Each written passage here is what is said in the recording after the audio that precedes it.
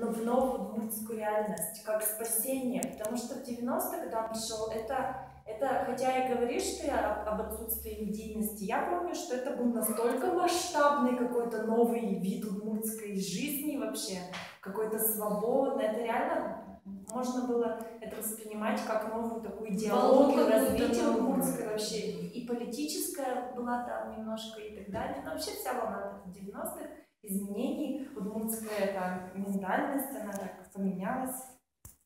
А потом он стал такой немножко глубочный, что ли, такой, он стал скучный, он перестал развиваться, и вот это все какое-то псевдошаманство и непонятные людям штуки в период, когда на 2000-х появились, вот очень сильно почувствовался контраст, когда появились всякие айфоны и прочие штуки, когда мир стал двигаться в сторону такого умного, когда, такая идеология поменялась, то есть умный человек, если он по-настоящему умный, если он творческий, он еще должен хорошо зарабатывать.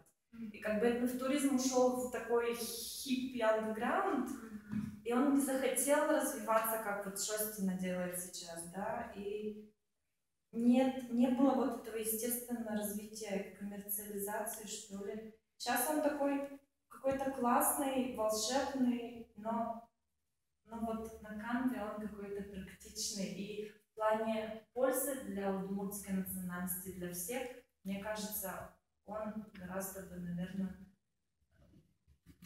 он бы понятнее был людям, если бы он был какой-то такой практичный, что ли.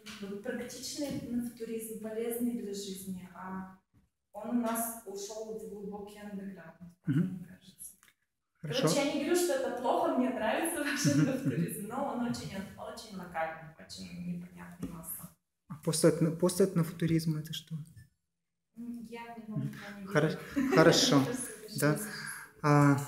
Спасибо, Лена. Юрий?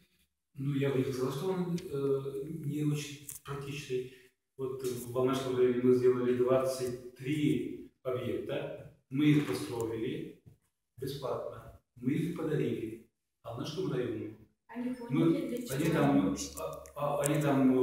знаю, сколько там они простоят, и уже туда организуют туристические экскурсии. Это очень практично. Это вот хорошо. Это очень это сейчас. И это связано именно, может быть, с эпосом,